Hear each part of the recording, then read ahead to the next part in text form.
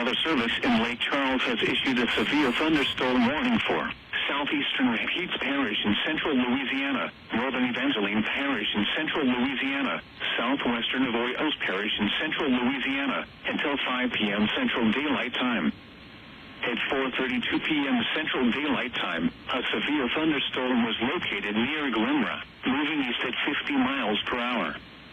Hazard, ping-pong ball-size hail and 60 miles per hour wind gusts.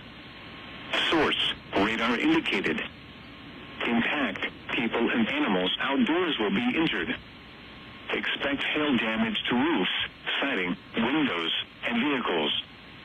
Expect wind damage to roofs, siding, and trees.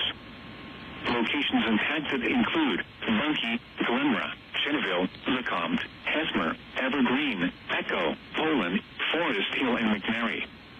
This includes Interstate 49 between mile markers 51 and 67. A tornado watch remains in effect until 7 p.m. Central Daylight Time for central and southwestern Louisiana. For your protection, move to an interior room on the lowest floor of a building. A tornado watch remains in effect until 7 p.m. Central Daylight Time for central and southwestern Louisiana.